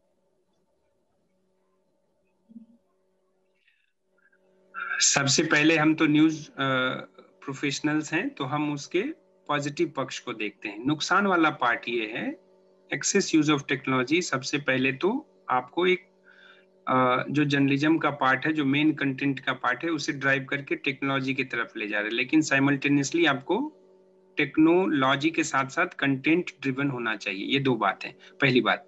दूसरी बात, जो उसका नुकसान वाला पक्ष है, वो टेक्नोलॉजी का इस्तेमाल करके लोग आज क्या क्या कर रहे हैं, एजेंडा चलाते हैं, प्रोपेगेंडा चलाते हैं, ये सब भी टेक्नोलॉजी का ही पार्ट है। ये न्यूज ऑर्गेनाइजेशन में हम टेक्नोलॉजी को सकारात्मक तौर पे करते हैं यूज, और वही जो कोई ऑर्गेनाइजेशन प्रोपेगेंडा चला रहा है, एजेंडा चला रहा है, वो उसी टेक्नोलॉजी का इस्तेमाल करके उसका नकारात्मक पक्ष चला रहा है। लेकिन वो हमारे हिसाब से नकारात्मक पक्ष चला रहा है, वो अपने हिसाब से तो सकारात्मक है, क्योंकि उससे उसका अपना जो इंटेंट है, जो उसका अपना स्वार्थ है, निहित स्वार्थ है, वो उसको पूरा कर रहा है। जैसे आपके खिलाफ, आप बिमल हैं, बिमल के खिलाफ मुझे कोई अपना पर्सनल मिलाइस है, और मैं टेक्नोलॉजी के इस्तेमाल से आपकी चीजों को गलत तरीके से प्रस्तुत कर रहा हूं। उसी टेक्नोलॉजी का इस्तेमाल करके आप कोई अच्छा ब्लॉग लिखते हैं, आप अच्छी चीजें बनाते हैं, आप अच्छी स्टोरी बनाते हैं, लेकिन आपको डिफेम करने के लिए मैं उसी टेक्नोलॉजी का इस्तेमाल कर रहा हूं, और उसी को सोशल मीडिया प्लेटफॉर्म या अलग अलग प्लेटफॉर्म्स पे डिसेमिनेट कर रहा हूं। तो टेक्नोलॉजी सेम है, इस्तेमाल अलग अलग है। प्रोस्पेक्ट क्या है, आपकी तरफ से वो नकारात्मक है, मेरी तरफ से सकारात्मक इसलिए है क्योंकि मुझे आपको डिफेम करना है, मुझे आपको डेमोलिश करना है। तो मैं सेम टेक्नोलॉजी का इस्तेमाल कर रहा हूं, और लेकिन मैं आपके हिसाब से देखिए तो वो गलत चीजों का इस्तेमाल, नकारात्मक पक्ष है। टेक्नोलॉजी हमेशा सकारात्मक पक्ष में इस्तेमाल होना चाहिए। जैसे ऑनलाइन बैंकिंग है, ऑनलाइन बैंकिंग कई लोग कर रहे हैं, आसान है, बैंक नहीं जाना पड़ता है, लेकिन आज टेक्नोलॉजी के इस्तेमाल से बहुत सारे फ्रॉड बढ़ गए हैं उसमें। तो जो फ्रॉड कर रहे हैं वो अपने हिसाब से तो फायदे में है, क्योंकि वो तो पैसा कमा रहे हैं, लेकिन हमारे हिसाब से तो घाटा है। मेरा बैंक अकाउंट खाली हो रहा है उससे, आपका बैंक अकाउंट खाली हो रहा है, आपके क्रेडिट कार्ड से पैसे चोरी हो रहे हैं। तो सेम टेक्नोलॉजी है, ऑनलाइन बैंकिंग ने जीवन को आसान किया है, आपको फिजिकली बैंक नहीं जाना है, लेकिन उसी ऑनलाइन टेक्नोलॉजी ने फ्रॉडिज्म को भी बढ़ावा दे दिया है। उसी तरह जो नकारात्मक पक्ष वाले लोग हैं, इस टेक्नोलॉजी का इस्तेमाल अपने पक्ष में करते हैं, जो कि नकारात्मक, ये हमेशा रहेगा, इस बात का ध्यान रखिएगा। कभी भी एक पक्ष नहीं होता है, सिक्के के हमेशा दो पहलू होते हैं। तो जब आप टेक्नोलॉजी का इस्तेमाल करें तो इस बात का भी ध्यान रखें कि इसका मिसयूज हो सकता है, ताकि आप सतर्क रहें। अगर मिसयूज होता है, अगर कोई ऐसा डिफेम का कैंपेन चलता है, तो काउंटर कैंपेन आपको भी लेके तैयार रहना होता है। ओपन वर्ल्ड है, कोई किसी को रोक नहीं सकता है। विमल, क्लियर है आपको? Yes sir, thank you sir. Sir, हाँ, कोई और सवाल? Sir good afternoon sir. Good afternoon sir. Sir मेरा क्वेश्चन नहीं है कुछ, मेरा बस आप जब बता रहे थे ना, तो आपने DIU के बारे में बताया, तो आप प्लीज एक बार, मुझसे थोड़ा सा मिस हो गया नेटवर्क के चलते, तो आपने उसका क्या फुल फॉर्म बताया था जो इंडिया टुडे यूज करता है, प्लीज एक बार और इंडिया बता टुडे दीजिए। में एक डिपार्टमेंट है, it's just a department within India Today called data intelligence unit. They are using open source technology to come with very refreshing new news. आपके पास बहुत सारे पीस ऑफ इंफॉर्मेशन DIU के द्वारा आते हैं। आप कभी भी वेबसाइट यूज करिए ना, उसमें कोने में कहीं लिखा होगा DIU, उसको डेटा इंटेलिजेंस यूनिट नाम दे दिया, किसी ऑर्गेनाइजेशन में कुछ और नाम होगा। Okay sir, thank you sir. Sir, I want to ask a question, Ritika. Sir, जैसे आपने बोला टेक्नोलॉजी की वजह से सब कुछ बहुत फास्टर हो गया है, तो आपको नहीं लगता कि इस चक्कर में TRP और ब्रेकिंग न्यूज की एक अंधी दौड़ सी चढ़ गई है, और इस वजह से काफी टाइम ऐसा होता है, मतलब काफी तो नहीं पर बहुत बार कुछ टाइम ऐसा होता है कि हम गलत फैक्ट्स या गलत न्यूज अपने जो हमारे लिसनर्स हैं उन तक पहुंचा देते हैं इसी ब्रेकिंग न्यूज के चक्कर में। क्योंकि सर फॉर एग्जांपल जब वो डिमोनेटाइजेशन हुआ था, उसके बाद वो जो नोट्स आए थे, वो जो एक चिप्स की खबर फैली थी, वो इसीलिए मेरे हिसाब से, जैसे आपने कहा था कि जब न्यूज हम देते हैं तो हम उसको मतलब फिल्टर करते रहे, अच्छी अच्छी न्यूज पहुंचाते रहे टाइम टू टाइम यूजर्स के पास, तभी वो हमारा न्यूज देखेंगे। तो सर एज अ जर्नलिस्ट हम ऐसा क्या करें कि हम ब्रेकिंग न्यूज भी दे पाए और अपने यूजर्स को प्रॉपर एक ऑनेस्ट मतलब जो न्यूज है मतलब जो सही बात है वो अपने यूजर्स तक पहुंचा पाए, क्योंकि अगर बार बार ही अगर हम ऐसे फॉल्स न्यूज उन तक पहुंचाते हैं तो उनका ट्रस्ट हमारे ऊपर से कम होगा। तो एज अ जर्नलिस्ट हमें क्या करना चाहिए कि ब्रेकिंग न्यूज भी दें एंड फैक्टफुल न्यूज भी दें। Ritika, thank you so much, बहुत अच्छा सवाल आपका है पहले। और इस सवाल के कई सारे पहलू हैं, लेकिन पहला जो आपने कहा कि नोट के अंदर छिप है इस बात की गलत इंफॉर्मेशन, ये मिस इन्फॉर्मेशन है। मिस इन्फॉर्मेशन लोगों तक पहुंचाएगी जिससे आपका ट्रस्ट घटता है। ऐसा नहीं होना चाहिए था। ये हमारे ऑर्गेनाइजेशन के साथ भी हुआ और दूसरे ऑर्गेनाइजेशन ने भी ऐसे किए जहां मैं भी कार्य कर रहा हूँ। चिप वाली बात सही नहीं थी, लेकिन ये बाद में पता चली। हाँ, टीआरपी वाली जो बात है आपकी, उसका टेक्नोलॉजी से कोई लेना देना नहीं है। टेक्नोलॉजी जब नहीं था, प्लीज म्यूट कर लीजिए, डिस्टरबेंस होगा। टीआरपी वाली बात जो है रितिका, वो टेक्नोलॉजी से उसका कोई लेना देना नहीं है। टीआरपी का रेस एक अलग मसला है, वो बड़ा सब्जेक्टिव है। वो जब आप जिस ऑर्गेनाइजेशन के साथ जाएंगे तब आप इन सब चीजों को धीरे धीरे समझेंगे। बहुत आसान नहीं है, बहुत अलग गेम है ये। रही बात फिल्टर करने की, जो वो बहुत ही जरूरी है। आपका ट्रस्ट वर्दी होना जिस ऑर्गेनाइजेशन में जहां भी हैं आप, एज एन इंडिविजुअल रिपोर्टर भी, जब आप अच्छी खबर देते हैं तो लोग आपको आइडेंटिफाई करते हैं। देखो ये रिपोर्टर, इसने ये अच्छी खबर दी थी पहले, इसे कनेक्ट करते हैं लोग आपसे। इसका टीआरपी से कोई रेस से लेना देना नहीं है। टीआरपी की रेस है, वो एक अलग ही मसला है, पर टेक्नोलॉजी का इस्तेमाल करके आप ऐसी गलत खबरों का फिल्ट्रेशन कर सकते हैं। टेक्नोलॉजी में ये अच्छी बात है। जो चिप वाली खबर गई थी वो गलत थी, वो रेस की वजह से चली गई थी कि पहले ऐसी एक जानकारी आई और आपने अति उत्साह में उस खबर को अपनी दर्शक तक पहुंचा दिया, जिसकी जरूरत नहीं थी। थोड़ा सा अपने इम्पल्स को कंट्रोल करने की जरूरत थी वहां पे। हालांकि गलतियां होती हैं, आप ह्यूमन हैं, आप एरर करते हैं। जब आप कार्य करते हैं तो आपसे गलतियां होती, जब आप कार्य नहीं करेंगे तो आपसे कोई गलती नहीं होगी। दफ्तर में कार्य करते हुए कई बार, अब मैं 17 साल से कार्यरत हूँ, लेकिन फिर भी मुझसे गलतियां होती है। लेकिन उसका आप फिर से कैसे उस गलतियों को दोहराएं ना, इस बात की जानकारी आपको होनी चाहिए। प्लस जो रेस है उसकी वजह से भी कुछ गलतियां होती है कि पहले हम चला दें, दूसरे चैनल ना चलाएं, इसकी वजह से भी गलती होती है। पर यहाँ आपको एक बड़ा मददगार होगा ये टेक्नोलॉजिकल प्लेटफॉर्म। अगर मान लीजिए आपके रिपोर्टर ने आपको कोई एक फोटो दिया है और कहा है कि ऐसे ऐसे इसमें ये जानकारी हो, ये चला दो, ब्रेकिंग न्यूज है। क्या हुआ है, रिपोर्टर किसी बीट का है, मान लीजिए वो बीजेपी कवर करता है, तो उसको बीजेपी वाले ने एक फोटो प्लांट कराया और कहा कि ऐसी ऐसी बात है, राहुल गांधी के बारे में ऐसे ऐसे ये। पर आपने अपने इम्पल्स को कंट्रोल रखा और उस रिपोर्टर के द्वारा दिए गए उस फोटो को एक बार आपने वेबसाइट पे चेक कर लिया। एक रिवर्स चेक होता है गूगल में, उसके थ्रू तो आपने देखा कि ये फोटो तो 4 साल 5 साल पुरानी है, राहुल गांधी की, जब वो कहीं पूर्वोत्तर में गए थे वहां की फोटो, उसके साथ छेड़छाड़ करके ये ऐसे भेजा गया है। तो आप रिपोर्टर से वापस फोन करते हैं कि भाई ये फोटो तो अभी की नहीं है, ये बता रहा है जो गलत है इसमें, तो ये फोटो इस वेबसाइट पे 3 साल पहले अपडेटेड है। तो that technology may save you if you use your mind and technology simultaneously. अगर फिर भी कोई प्रश्न बच गए हो तो welcome. Thank you sir, thank you.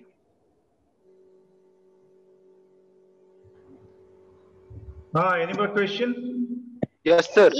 Yes, sir. Yes, sir. बोलो। हाँ, पूर्णिमा बोलो। Yes, sir. Good evening. Good afternoon, sir.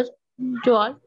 Sir, I have a question. Come to the point, Purnima. Good afternoon में स्पेस टाइम नहीं लगाते हैं हम लोग, सीधे सवाल पे आइए, ज्यादा लोगों को मैं बता पाऊंगा। सर, जो हमारा ऑनलाइन आजकल जो हम बहुत सारे ब्रेकिंग न्यूज और बहुत सारे न्यूज हम शेयर करते हैं सर, तो उसमें बहुत सारे ना हमारे फेक न्यूज भी होते हैं सर, एंड इसलिए सर मोस्टली पीपल हम ऑनलाइन को ट्रस्ट नहीं करते सर। तो ऐसा कुछ हो सकता है कि हम फेक न्यूज आइडेंटिफाई कर सके कि फेक न्यूज है? जब आप पूर्णिमा सबसे पहले किसी न्यूज पे आपको डाउट होता है कि ये फेक न्यूज है, तो सबसे पहले आपको, अगर वो न्यूज फेक है तो आप ट्रस्टवर्दी वेबसाइट या ट्रस्टवर्दी प्लेटफॉर्म से चेक करिए कि उस पे है क्या ये न्यूज। जैसे अगर आपको किसी न्यूज पे डाउट हो गया कि फेक न्यूज है, तो जिस ऑर्गेनाइजेशन को आप फॉलो कर रहे हैं न्यूज में, किसी ट्विटर हैंडल को फॉलो कर रहे हैं, किसी ऐप को फॉलो कर रहे हैं, जिसको आपको लगता है कि ठीक ठीक ऑर्गेनाइजेशन है, इसको हम फॉलो कर रहे हैं, तो आप उस पर चेक करिए कि क्या ये वेबसाइट या ये न्यूज उस वेबसाइट पे है क्या। अगर एक ही जगह है, बाकी जगह नहीं है, इस कारण सर सब रियल न्यूज पे सर, जो रियल न्यूज है सर उस पे लोग ट्रस्ट ना करके सर और ये फिर फेक न्यूज पे बिलीव कर लेते हैं सर, और रियल न्यूज पे बिलीव नहीं करते सर। बाद में कुछ होता नहीं है तो सब बोलते हैं ऑनलाइन मींस ये वेस्टेज है, ये वो बोलते हैं। नहीं, ऐसा नहीं है, पर ऐसा एक प्रोस्पेक्ट है जो आप बोल रहे हैं, वो पूरी बात ऐसी नहीं है, पर उसका एक एस्पेक्ट ऐसा है कि कुछ फेक न्यूज चलते हैं, कुछ फेक न्यूज ज्यादा फॉरवर्ड हो जाते हैं, उसके पीछे कुछ इंटेंट होता है, कुछ डिसइंफॉर्मेशन फैलाना होता है।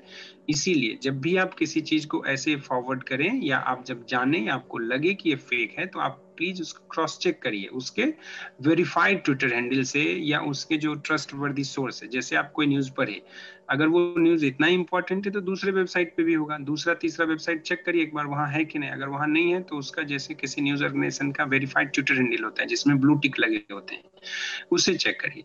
कम से कम मोर देन 90% आप इस तरीके से चीजों को फिल्टर आउट कर पाएंगे। 10 से 5% का चांस रहेगा, वो रिस्क है, ये प्रोफेशनल हैजार्ड है, इसमें गलतियां होती हैं और वो सबसे होती हैं, कई बार हम भी करते हैं गलती, ये ह्यूमन नेचर है।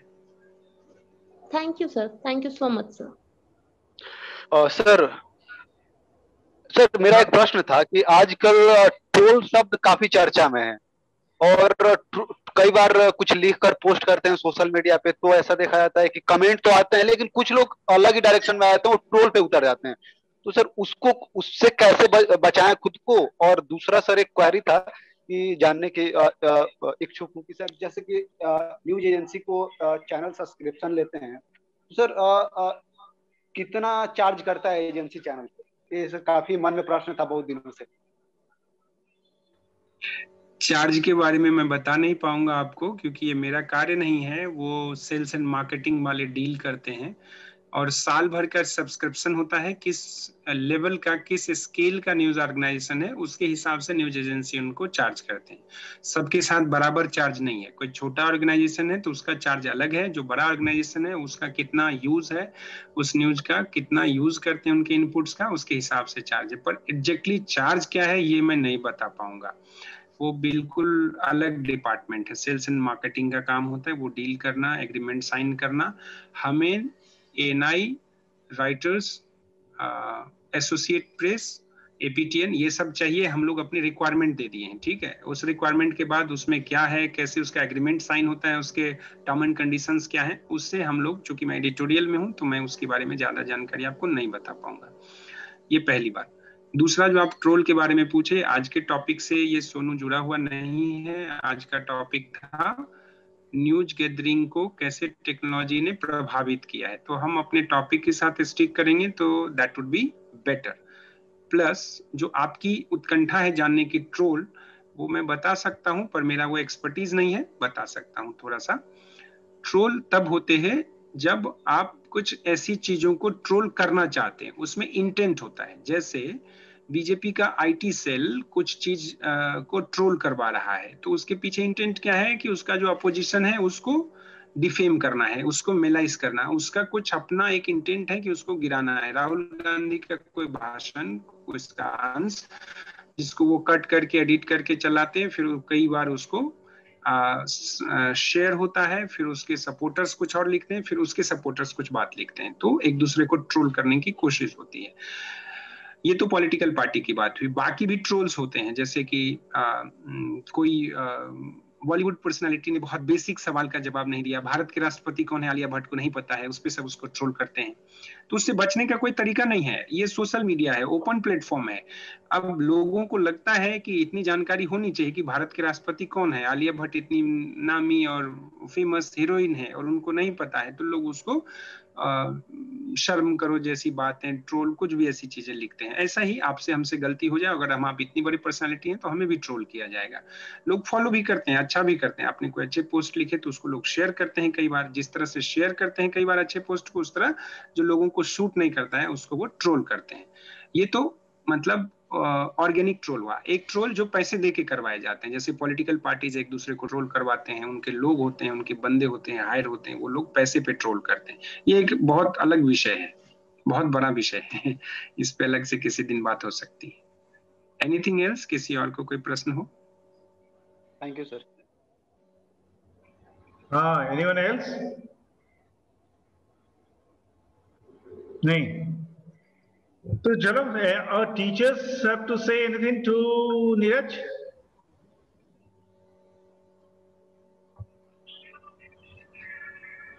Doctor PC Singh? नहीं, हम तो I wanted to welcome Neeraj. काफी अच्छा, मतलब इतना अच्छा प्रैक्टिकल क्लास था, ये बहुत अच्छा था। इस पर क्या सवाल हो सकता है, लेकिन एक चीज नीरज समझ में बात नहीं आ रही कि आपने जो कहा कि जो आजकल आप कहीं भी किसी भी तरह का खबर टेक्नोलॉजी के सहारे से आप रिपोर्टिंग कर सकते हैं, ले सकते हैं, अच्छी बात है। आपको याद होगा पिछले दफा जब बिहार में चुनाव हुआ था तब लालू यादव और नीतीश कुमार दोनों साथ होकर के चुनाव लड़े थे, अलायंस था, याद है?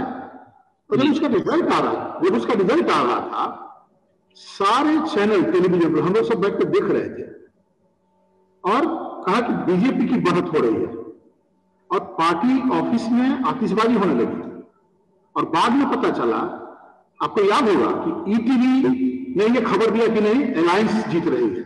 तो ईटीवी के बारे में जो लोग, देखिए मैं इस पर मुझे कोई जानकारी नहीं है, लेकिन मुझसे चूंकि दिमाग में अचानक आ गया, इसलिए मैं आपसे ये सवाल पूछना चाह रहा था कि ईटीवी चूंकि सब जगह, हम लोग बिहार में जाते हैं तो दो ही टेलीविजन दिखाई पड़ता है। यहाँ पर रोज टीवी देखते हैं, जी देखते हैं, बाकी सब देते हैं। बिहार में सुदूर इलाके में भी आइडर सहारा जब तक था, पता नहीं क्या स्थिति है, और नहीं तो फिर ईटीवी। तो जिन लोगों को स्थानीय इस पर ज्यादा जानकारी है वो ज्यादा रेलिवेंट आज भी है। टेक्नोलॉजी के बहुत सारे ऐसे खबर हैं, आप देखिए ना, मैं बता रहा हूं, इतना टेक्नोलॉजी बढ़ गया। आप बताइए कि जो एक खबर आई थी कि उड़ीसा या किसी इसमें कि उसके बच्चे का डेड बॉडी था, उसको हॉस्पिटल में नहीं मिला, और फिर वो साइकिल पर लेकर के 20 किलोमीटर गया है कंधे पर लाद करके, वो वायरल हुआ। और जिन ब्रिग्स के ऊपर जब अटैक हुआ, पुलिस गिरफ्तार करने के गई, तो ये इसने इस खबर को पहले एनडीटीवी ने नहीं छापा, उसको कहीं स्थानीय लोकल जो रिपोर्टिंग जो है ना वो। तो टेक्नोलॉजी मुझे लगता है कि काफी अच्छी बात है। एक तो टेक्नोलॉजी का हो सकता है पेनिट्रेशन वहां नहीं हो, और दूसरी बात है कि सब कुछ ऑल सेड एंड डन जो रिपोर्टिंग है, और बहुत सारे ऐसे अखबार हैं छोटे छोटे जो ऊपर लिख रहे हैं, जो ऐसे खबर को छाप रहे हैं जो शायद बहुत जगह नहीं मिल पाता है।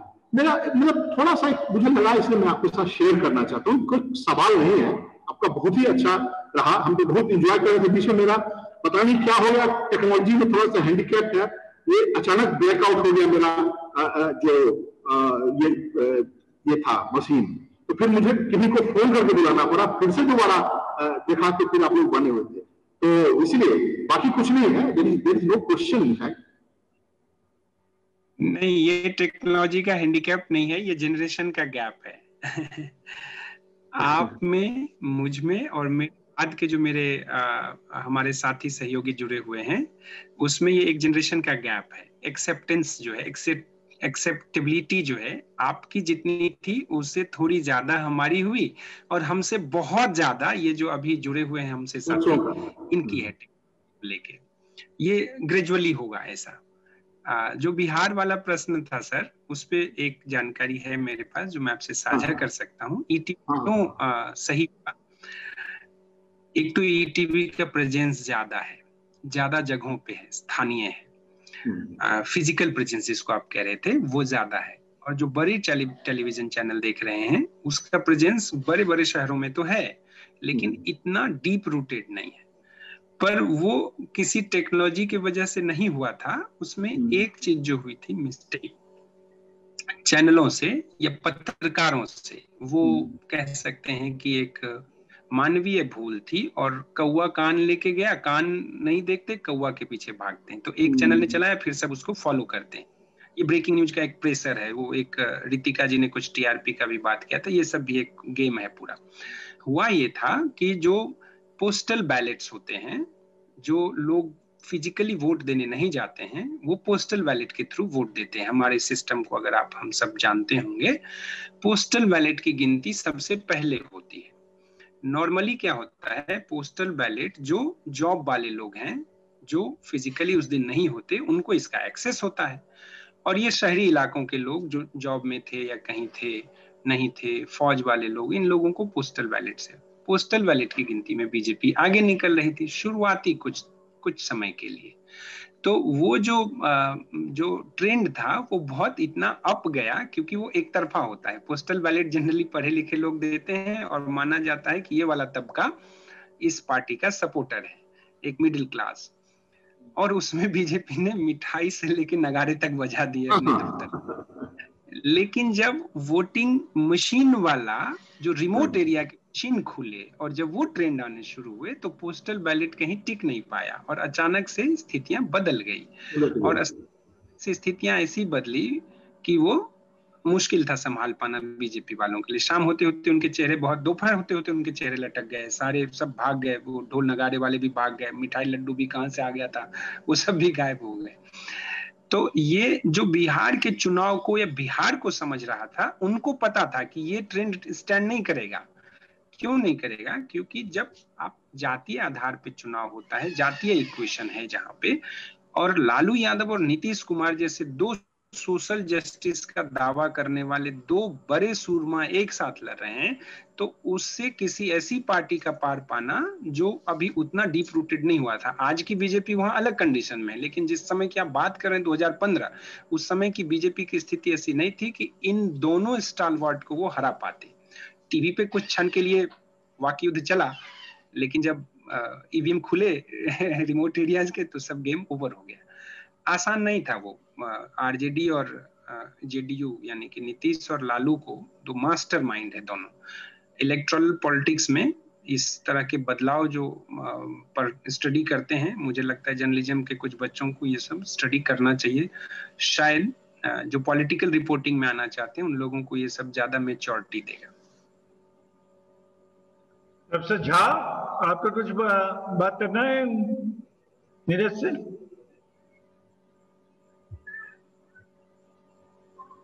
नीरज जी ने तो बहुत कुछ ऐसा चीज बताया है कि मुझे यही जानकारी थी। मैं भी एक स्टूडेंट की तरह ही सुन पा रहा था। उन्होंने कहा कि मोटिवेशन कर गया था, लेकिन मैं एक ही चीज, मेरा दिमाग में हमेशा एक ही आता है कि इस तरह से जो स्पेसेस ऑफ डेवलपमेंट है लाइफ का या किसी देश का या समाज का, तो जैसे धीरे धीरे हम लोग आगे बढ़ते चले गए हैं और मर्केंटाइल इकोनॉमी से इंडस्ट्रियल इकोनॉमी हुआ, पोस्ट इंडस्ट्रियल इकोनॉमी में डिजिटल इकोनॉमी की ओर बढ़ गए, डिजिटलाइजेशन बढ़ता जा रहा है। मुझे लगता है कि अब आने वाला समय जो है, ये जैसे रॉ मटेरियल के लिए कॉलोनाइजेशन का प्रोसेस बढ़ा, वैसे इंफॉर्मेशन की इस लड़ाई में अब लगता है कि दुनिया बढ़ती चली जाएगी। और ये तो देख ही रहे हैं यूएस और चाइना में 5G को लेकर क्या हो रहा है, और पूरा जो दामबंदी हो रही है उसमें क्या होगा, हमारे पास कैसी टेक्नोलॉजी होगी, हम उस टेक्नोलॉजी में कहाँ तक सीख पाएंगे। विदेश में गरीबी नहीं होता है, और ये जो हाईटेक कंपनीज है खासकर गूगल, तो हम अभी भी उन्हीं लोगों पर आते हैं। सबसे दुख की बात है, इतनी बड़ी अर्थव्यवस्था होने के बावजूद हम अभी भी ट्विटर, फेसबुक, गूगल, इन्हीं के सहारे हमारा चल रहा है। कल को मान लीजिए किसी न किसी वास्ते, हालांकि उनको अपना बाजार देख रहे हैं, हम बड़े कंज्यूमर पैसा देते हैं, लेकिन क्या ऐसा हो सकता है कि जब वो इंफॉर्मेशन में मोनोपोलाइज कर दो और हमें जिस चीज की जरूरत हो, सर्च हम करके आगे बढ़ते हैं। सुनाई नहीं दे रहा है आपकी, पता नहीं नीरज सुन पा रहे हैं या नहीं, मुझे तो थोड़ा ब्लर्ड लग रहा है, सुनाई नहीं लग रहा है। There is audio sir। मैं वही कह रहा था, मेरी आवाज आ रही है? हाँ अभी थोड़ा ये है, ठीक है। इसके लिए माइक थोड़ा पास रखें, क्लियर है। हाँ वही कह रहा था कि मैं टेक्नोलॉजी का भी बहुत savvy नहीं हूँ, लेकिन मुझे यही लगता है कि दुनिया के जो बड़े बड़े देश हैं वही टेक्नोलॉजी को अपने पास रखते हैं और दुनिया के तमाम देशों को दे रहे हैं, उसमें इंडिया भी शामिल है। हम भी गूगल और तमाम जो इनके बड़े बड़े हाईटेक कंपनीज हैं उन्हीं के सहारे चल रहे हैं। तो आने वाले समय में क्या इंडियन कुछ कंपनीज हैं जो कि दुनिया को भी रास्ता दिखा सके गूगल की तरफ, क्या कुछ संभावना है?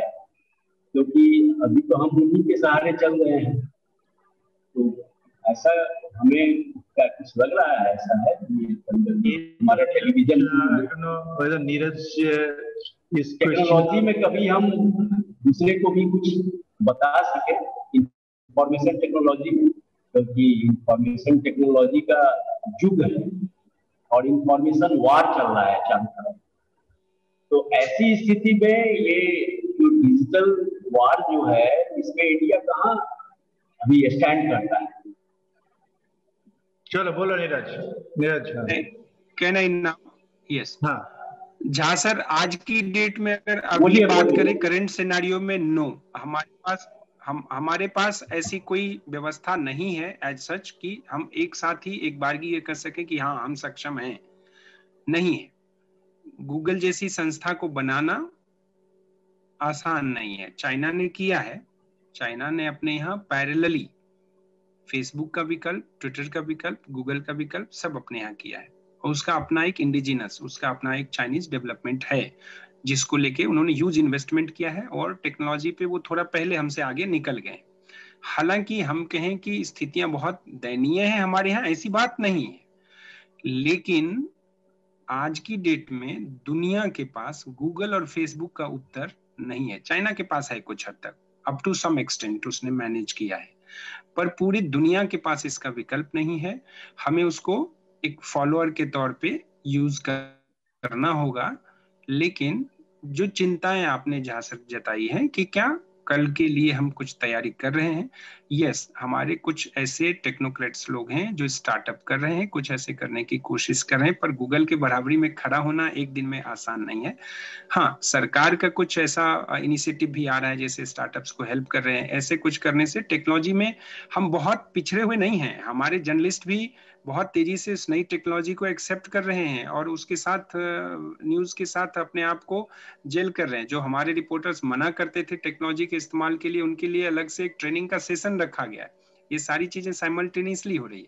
लेकिन हम आज ये कहें जहाँ सर कि हमारे पास क्या गूगल का विकल्प है, क्या हमारे पास फेसबुक का विकल्प है, या हमारे पास यूट्यूब का विकल्प है, या ऐसे कोई भी बड़े प्लेटफॉर्म, तो ट्विटर का विकल्प है, नहीं। हाँ, कोशिश हो रही है।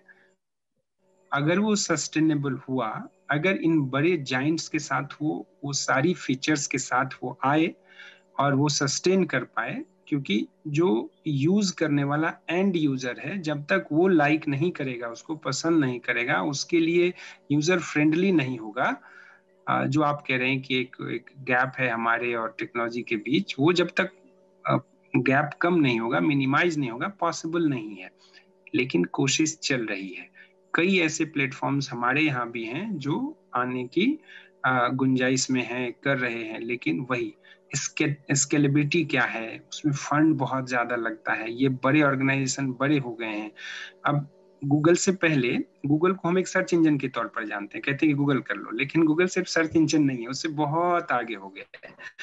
लेकिन गूगल से पहले सर्च इंजन कौन था? याहू था, बहुत बड़ा। जब हम लोग इसी जागरण में पढ़ते थे, that time Google was not that big which is Google is today. That time Yahoo was a big search engine, और अपना कोई ईमेल भी लोग Yahoo पे बनाते थे। आज भी मुझे याद है मेरा पहला ईमेल Yahoo पे बना था।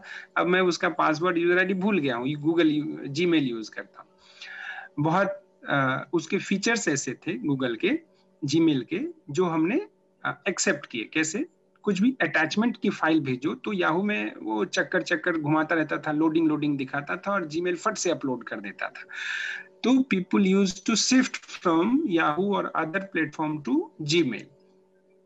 यूजर फ्रेंडली था, आसान था, कम इंटरनेट की ताकत में भी बड़े फाइल्स आसानी से अपलोड हो जाते थे। तो ये सब चीजें अगर हमारी सरकार, हमारे प्लेटफॉर्म अब थोड़ा सा इंडिजिनस चीजों की तरफ है, मेड इन इंडिया की तरफ फोकस है, लेकिन वो शायद उसमें 10-20 साल झांसर कम से कम हमें खपाना होगा, तब जाके कुछ एक प्लेटफॉर्म शायद फ्यूचर में हम उम्मीद कर सकेंगे। सचान सर कुछ आपको बोलना है सचान जी? हैं?